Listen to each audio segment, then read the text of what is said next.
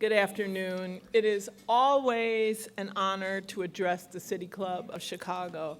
And I joined the City Club and the rest of Chicago in mourning the loss of Professor Paul Green. He was a charming, iconic figure who left a deep and lasting imprint on our lives with his unique lens on how we all see politics. Full disclosure, he also deftly moderated the presidential debates within the CTU. And if we could take just a moment, for Paul, I would appreciate it. Thank you. So I wrote this speech last night because I didn't know what I was going to be able to tell you today.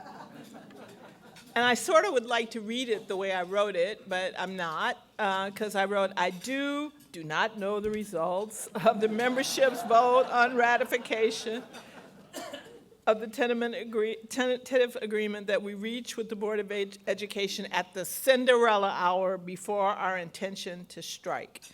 And I was going to look over at Franzik and say, guess we're back at the bargaining table. See you next week, you know. But I don't have to say that, so.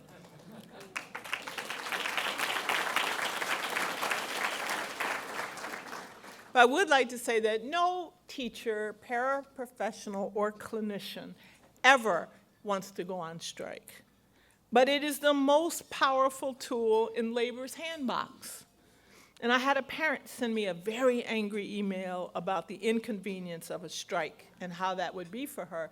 And she asked me, well, why don't you just strike in the summer? So I felt she was entitled to an answer, so I responded.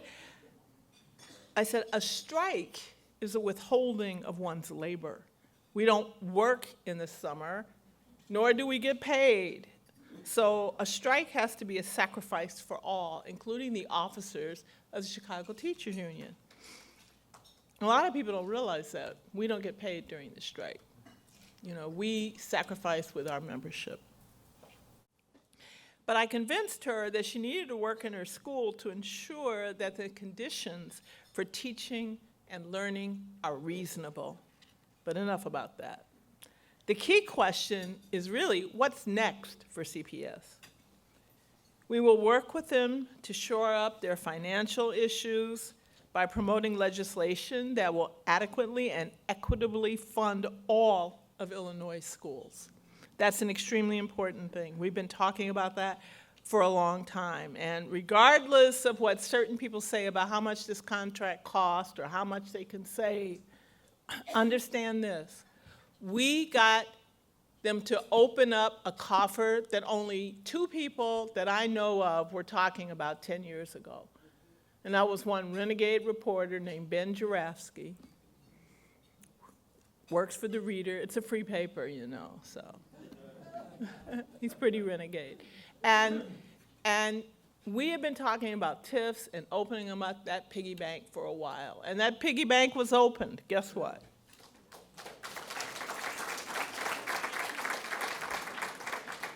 And if we work towards legislation, Senator Raoul and anybody else, are there other electeds? And I saw Chris Welch, didn't I? Yeah, Representative Welch. So we want to make sure that there's adequate and equitable funding. That's not equal funding, it's equitable. And if you need to, go ahead and Google the difference.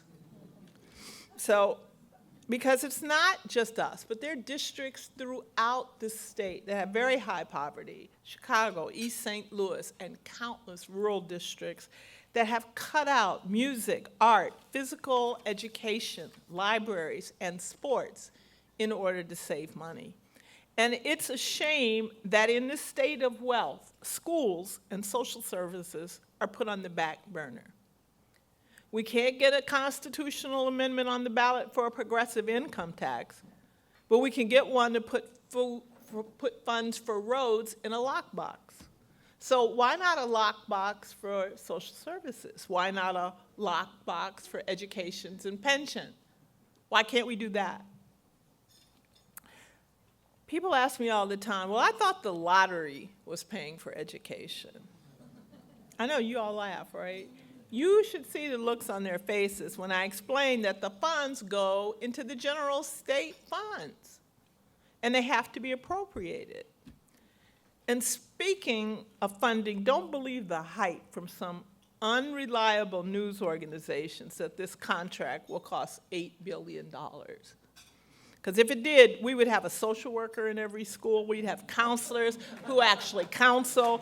We'd have restorative justice advocates. We'd have librarians and schools that look more like Francis Parker and the Latin school and the lab school. That doesn't even begin to include all the bells and whistles that go along with well-funded and well-resourced schools. Working computers, small class sizes, and all the extra adults who can provide the extra resources, help, and time that the most vulnerable students need. Speaking of vulnerable students, at the beginning of the school year, there were almost 600 vacancies in special education. Skinny, you can appreciate this. Where did Skinny go? Oh, there he is. You can appreciate this. Goldman Sachs has developed something called a social impact bond.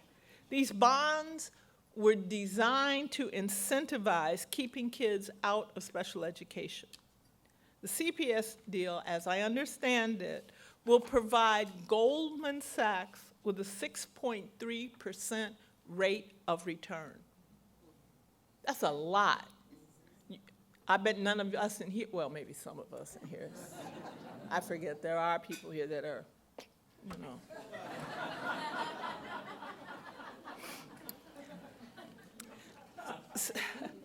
So from a $17 million investment, they're expected to make about $34.5 million. What is CPS doing? They are making it difficult to refer students to evaluation for special ed.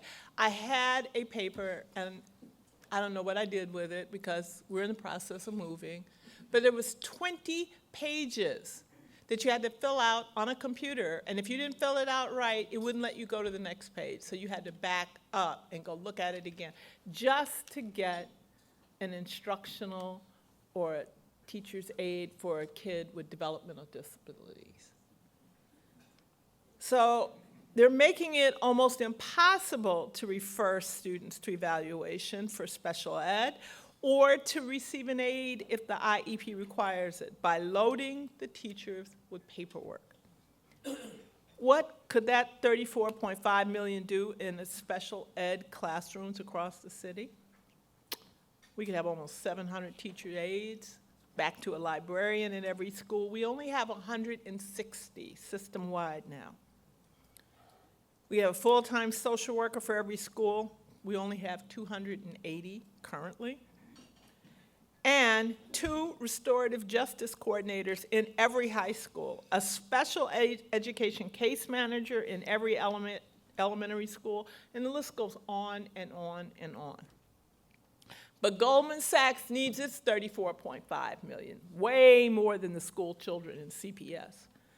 So what makes this so disgusting is this isn't even a risky endeavor.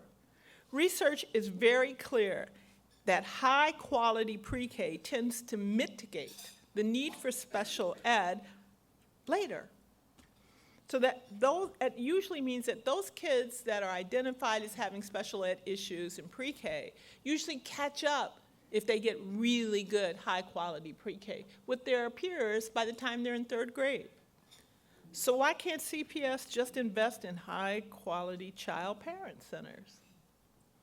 The savings is already embedded, but these social impact bonds simply monetize something we already know works and provides a steady stream of revenue for folks who need it the least.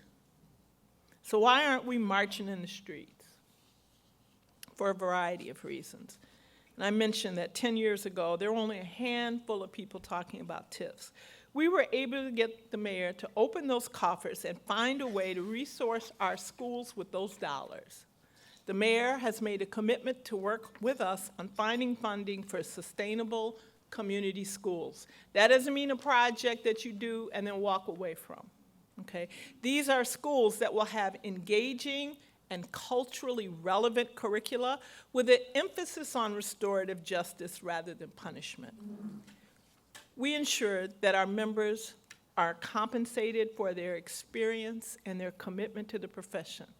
And after 22 months of being strung along and leadership changes, we finally completed the task at hand. I cannot tell you how hard it is to have a conversation with somebody who agrees with you on something, and then they're gone in 2 weeks. CPS, I need you all to stop that. I just need you. Where's Joe? I saw Joe. Joe Moriarty, I need you to stop pushing those people. Where is he? Oh, there he is, sitting next to Franzik, of course. Are you guys joined at the hip? You should be, okay? But we are ready to sound the death knell for the market-driven neoliberal school reform. All the foundations that supported the charter schools have mysteriously vanished. So why do you think that is? Well, charter schools, unfortunately, have been a source of resegregation. Charter schools have produced collateral damage of making some of the districts over 90% hyper-segregated. And this is nationwide. It's not just in Chicago. This is nationwide. There have been a significant number of financial scandals with charter management companies having funneled public monies into their friends and families, companies, posing as vendors and real estate brokers, et cetera. So there have been all kinds of little shady deals going on with taxpayer dollars. And yet people want to come at us and say, but why should I pay for your pensions? I don't have a pension. So you got a matching 401k, baby. You know, a matching 401k. Also, the results are not significantly higher than district schools, giving their ability to be selective. So applications that are long and complicated or convoluted that require a lot of parent compliance automatically select out. They're not doing a better job at a cheaper rate, which is what they promised. Because the last time I saw Andrew Broy, he had his hands out. We need to have the same SBB that district schools have. Why? You all said you could do this job better and more cheaply, and you haven't been able to do it. So, what was it, oversold and underperformed? And they have been tainted, and folks like the Walmarts and the Gates people do not like the undue attention they've been getting, so they've kind of been shifting away. But that's what happens in education reform anyway, like every 5 years or so. But, you know, these people had a head start and a lot of dough, so they were able to stick around longer. But we're hoping that that's over with now. And in our contract, we got the ability to put a cap on charter schools. And I have to give CPS credit for this because they said themselves, they know the drivers of the financial deficit, and that one of them is charter schools. They are draining resources from the district schools. And when that happens, the problem is they're public entities when it suits them, when they're getting public dollars, and they're private entities when it's to their advantage to be so. Even CPS didn't balk at the language in our contract that limits growth. The only contract in the country to do so, and have agreed in principle to help change the law that brought the commission into being that can override the veto of any school board that doesn't want charters. And I can honestly tell you, Representative Welch sponsored that bill in the House, and it passed.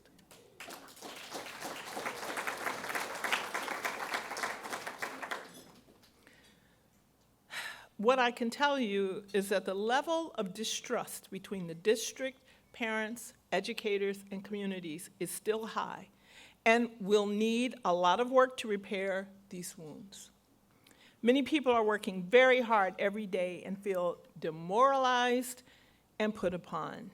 It is highly indicative of why our ratification vote came in 70-30, as opposed to 80-20 or 90-10. But understand this, the Chicago Teachers Union gives voice to the voiceless, gives power to the people, and hope to the determined. We will survive and thrive. Thank you.